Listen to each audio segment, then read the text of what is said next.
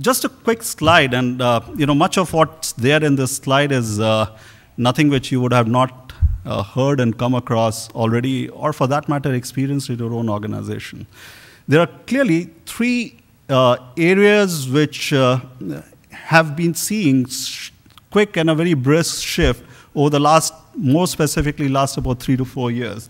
And it has certainly had an impact on the way we have actually looked at our own business models undergoing change and its implication on our functions, whether it's in HR, whether it's in learning and development, and each arm of the organizations who have been influenced and impacted to varying degree. The first, of course, has been the whole demographic trend, and obviously the big story of the emerging economies and how they are growing, and they're growing at a rate and a pace which is significantly ahead of some of the more developed economies. I think that we have read and heard enough. But the most significant part of that story, and that's really has been, for us as an organization, a big advantage as well, is just the workforce and where is that talent coming from and which geographies. And we think while our presence is global, just because us being present across multiple geographies and our more predominant presence in India, we get the benefit of a workforce which is very young, very hungry, very eager, very curious, and very interested in learning, right? We have an operation in China, which we started about 2 years back. We are almost touching close to about 1,000 plus people. We just find exactly the same set of qualities in those kids out there coming out of colleges. I mean, we get them over to our own university campus, our college, corporate campus, and we mingle them around with our own set of people who go through the training. Invariably, they are there right on top in terms of the scores which they are able to get, and it's the sheer hunger and quest for learning which keeps them going. The other dimensions which we have been observing, obviously, just the whole technology and how it has been able to influence how people interact, how people communicate with each other, and more importantly, how people begin to learn, and a new set of learning culture which begins to permeate through the organization. And the last bit is how the organizations, and given in terms of all that we have experienced over the last few years, how it is leading to the organization structures, when you look at corporates today, amongst the competencies which they would like to seek in a very, very wired, matrixed organizations globally spread, is how we begin to collaborate in this complex journey. And that ability to collaborate, ability to learn from each other, I think all arms of the organizations have to participate, and we do believe, and we have experience, that technology does play a very strong role in that whole journey. I've already touched on the impact and the role of technology, but the biggest piece for us has been the change in the workforce demographics, which has certainly influenced some of our own thinking, some of our own strategies, some of the things which we are doing in the learning and development space in a far more visible way.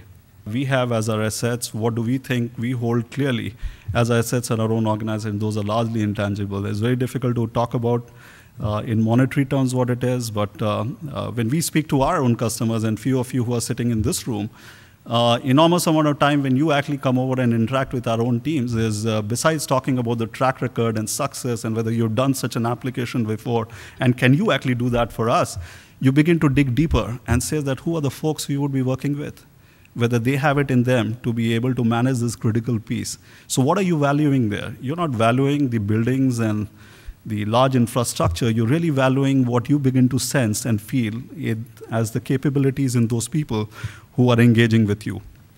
And that's increasingly what we have seen as a trend, as an inevitable trend. I mean, infrastructure per se and the millions and millions of square feet of campuses we build would have very little significance if we do not have it being backed by a very strong workforce, which is being able to bring that offering to our customers and be able to make difference to their own businesses. So moving on from there, and at Wipro, what we have been experiencing, clearly there are two trends which we see very clearly. One, of course, is our own charter and agenda. the way we think the world is going to, the customer world is looking at us and what they expect from Wipro. And the other one is really about our own workforce and what are they looking ahead over the next few years, which they hold as important from their own career standpoint when they look at the organization. So quickly here, so if you look at customers, what they clearly see in this arena where there is obviously competition which is increasingly intense, the question which they continue to ask is that how can you partner along with me where you can make me more efficient? And customers are increasingly getting and they have been and increasingly continue to get sophisticated where they have great clarity of what's core for them and what's non-core for them. And the question which they ask is that how would you be able to come along with us and be able to make us more capable and efficient? And do you have it in you as an organization? So what we think would be necessary for us in that journey, besides being able to effectively engage and be able to understand what our customers need and being able to thought partner with them, our own processes, technology, being able to understand what's happening on the front of new emerging technologies which we think can actually touch our customers on an ongoing basis.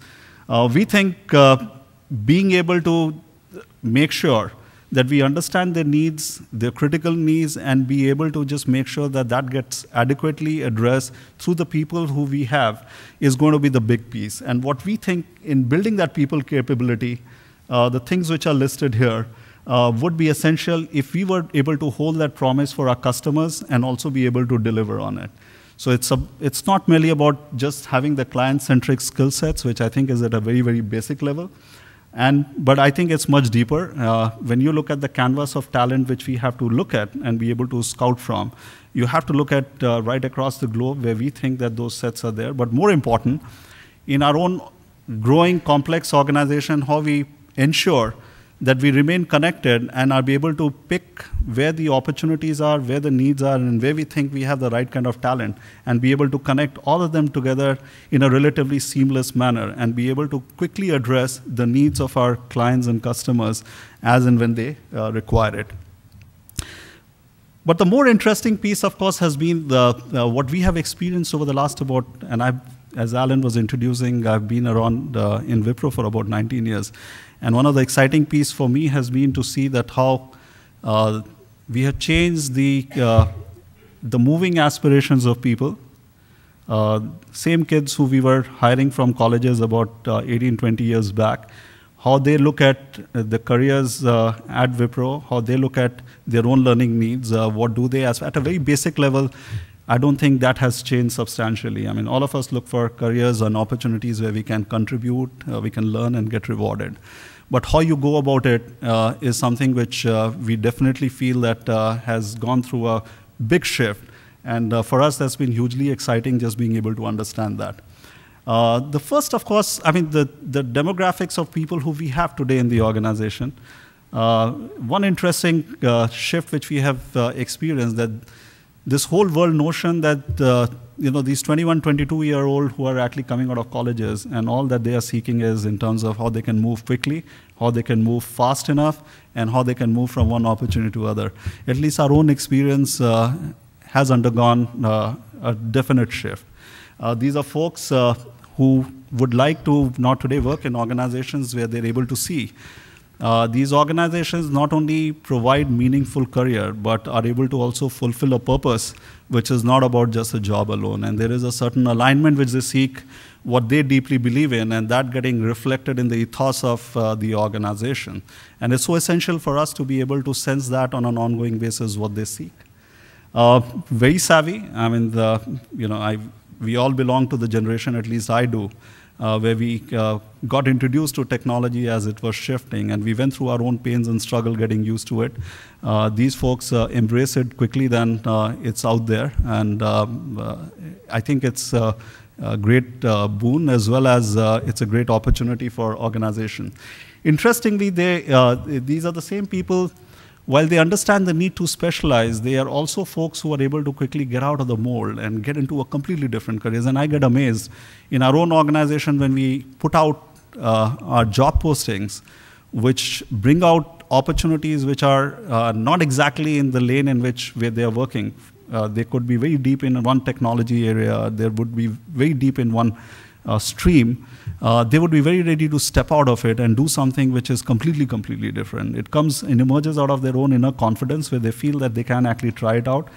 And they're able to just move on, and with very consume at ease, they're able to actually move to some of these new opportunities in the organization. What it does is it actually provides us with a great degree of flexibility, which was not there. And also great multicultural ease. And I remember for a very long time when we were begin to make our presence felt in multiple geographies, we used to spend enormous amount of time trying to make people understand what it means working in new geographies and new environment. These folks are far more at ease in a cross-cultural kind of an environment. And that, I think, is a great opportunity for us.